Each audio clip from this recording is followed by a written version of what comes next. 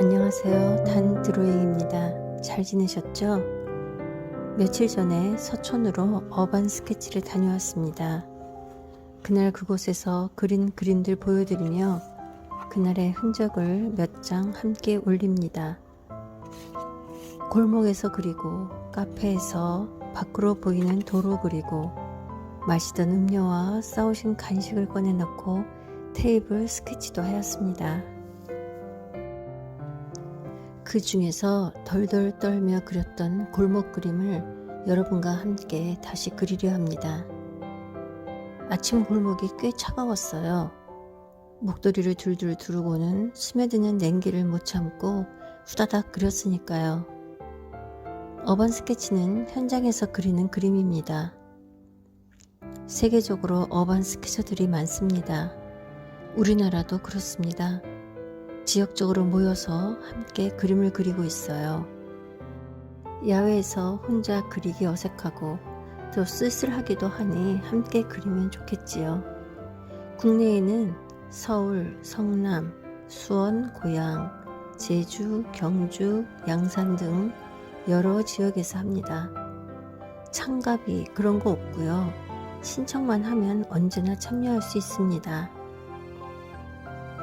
어반 스케치 하러 야외로 처음 나갔을 때 맞닥뜨리는 힘든 점들에 대해 말씀드리겠습니다. 함께 나가서 그리시는 분들이 현장에서 저에게 힘든 점을 직접 말씀해 오신 것들을 위주로 생생한 해결점을 말씀드릴게요. 우선 어떤 것을 그려야 하는지예요.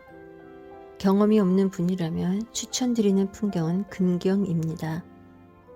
멀리 화면을 잡으시면 그릴 것이 많아지고 생각할 것이 많아져서 일단 힘들어지세요. 될 수 있으면 가까이에 있는 집 대문이라든지 전봇대와 화분이라든지 가까이에 있는 것을 주제로 잡으시길 권합니다. 그리고 처음에는 원근감이 많은 구도보다 제가 그리는 것처럼 정면으로 보이는 물체를 잡아 그려보세요. 초보분들에게는 일단 화폭의 물체들을 나열해서 그려보는 것부터 해보셔야 합니다. 두 번째, 어디에서 화면을 자르는지예요. 이때 사각틀이 있으면 좋습니다. A6 정도 사이즈의 두꺼운 종이를 가운데 부분을 잘라내서 사각틀을 만들어서 갖고 다니면 그릴 때 화폭에 담을 구도를 쉽게 잡을 수 있어요. 내가 주인공으로 넣을 대문의 위치를 사각틀 안에 어디쯤에 놓을지 그리고 어디까지 그릴지를 정할 수 있습니다. 경험이 점점 많아지시면 사각틀 없이 주인공을 화폭에 놓을 위치를 잡아 그리기 시작하면서 주변을 차차 그려나가는 방법을 취하게 됩니다. 세 번째, 구도 잡게 되면 될 수 있으면 주제부터 그리기 시작하는 것이 좋습니다. 그리시다가 주제를 제대로 표현 못하게 되면 속상해지니까요. 네 번째, 연필 스케치를 하고 그려야 할까요? 바로 펜으로 그려야 할까요? 라고 물으시는데요. 처음일 때는 연필로 간단하게 스케치 하시는 것도 좋습니다. 현장의 물체들을 어느 정도 크기로 그려야 할지 위치를 나열하기도 힘드시니까요. 점차 하시면서 여유가 생기는 날이 올 거예요. 처음은 항상 어디에나 있는 거니까요. 용기 있게 그냥 막 그려보는 거지요. 제가 늘 말씀드리지만 틀리는 것도 없고 계획대로 안 되더라도 정말 괜찮습니다. 저는 함께 그림 그리는 시간이 참 좋습니다. 그린다는 것은 정말 자유롭고 유쾌한 시간입니다. 자유로울 수 있어서일까요? 정답 없는 세상, 이것이 그리는 세상이로다 하면서요. 이 정도만 미리 알고 나가신다면 조금 덜 당황하게 되실 것 같아서 말씀드렸습니다. 그리고 이건 스케치의 멋을 위한 살짝 팁인데요. 그림을 화폭에 꽉 차게 그리시는 것보다는 외곽 부분이나 어느 한쪽 부분을 여유 있게 남기시며 그리시면 좀 나아 보이는 것 같습니다. 이제 용기 내셔서 어반 스케치에 도전해 보시는 겁니다. 오늘은 만년필을 사용하여 그리고 있습니다. 현장에서는 만년필을 사용하지 않고 라이너 펜 01로 작업하였습니다. 느낌이 많이 달라요.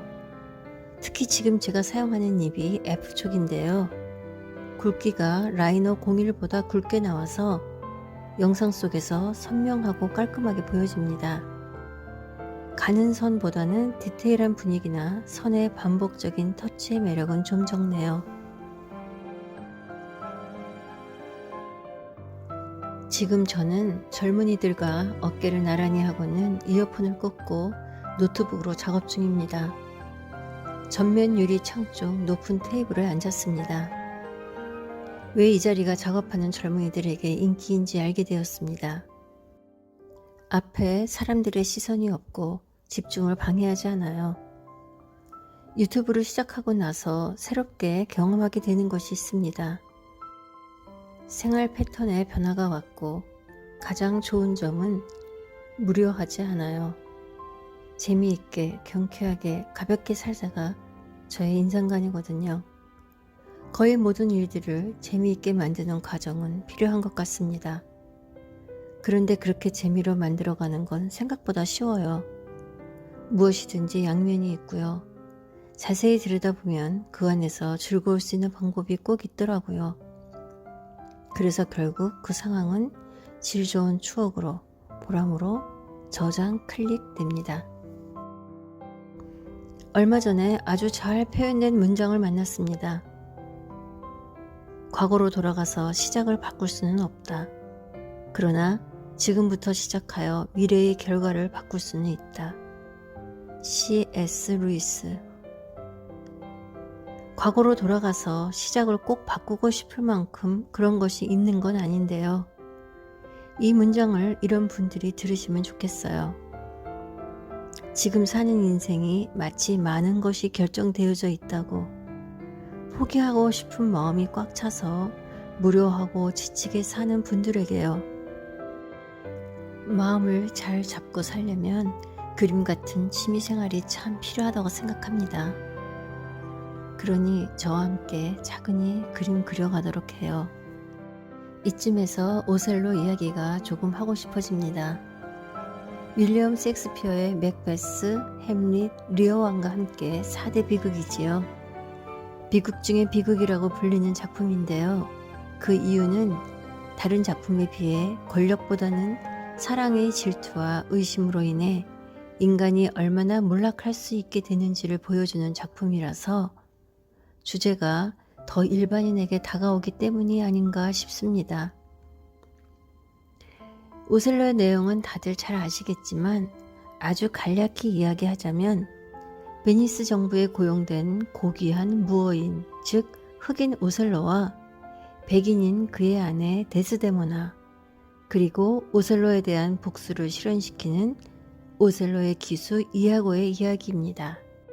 결국에는 이아고의 복수의 실현으로 오셀로는 아내를 죽이고 자살하게 됩니다.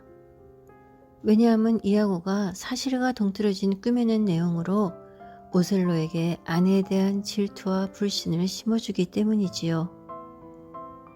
여기에서 사람을 움직일 수 있는 것은 그 안에 잠재되어 있는 그 사람의 심리를 이용하면 이렇게까지 큰 영향을 줄 수 있다는 점과 그만큼 사람은 모든 것에 노출되어 있는 불안한 상태라는 것을 알게 해줍니다.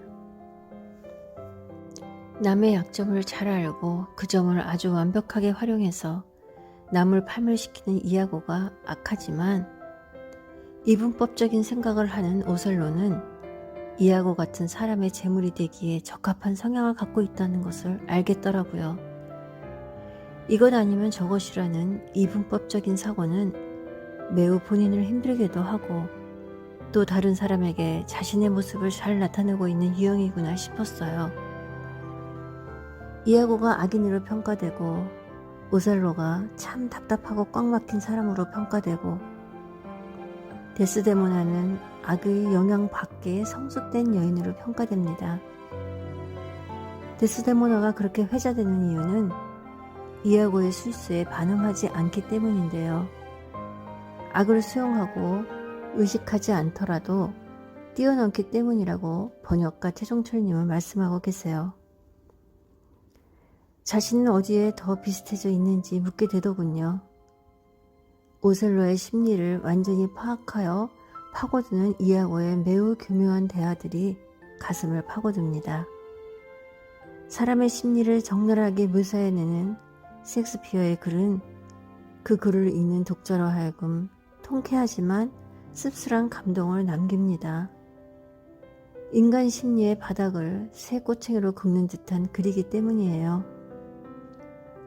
인생을 어느 정도 살아왔으니 많은 것을 포용하는 것 같기도 하고 살아온 세월만큼 뭔가가 머릿속에 가슴속에 꽉 채워져 있는 느낌인데요. 그거 다 쓸데없는 것 같아집니다. 셰익스피어의 글을 읽으면 그 복잡하고 얽히고 얽히는 감정들이 보여지게 되고 그래서 그것에서 벗어나고 싶어집니다. 데스데모나처럼 흔들리지 않는 주체성이 필요해집니다. 대쪽 같으나 부러지지 않는 자유롭게 바람에 출렁이는 잎새를 가졌으면서 뿌리 깊은 나무처럼 그렇게 대담해져 가요 우리. 어반 스케치 나가기에는 날이 많이 추워졌습니다.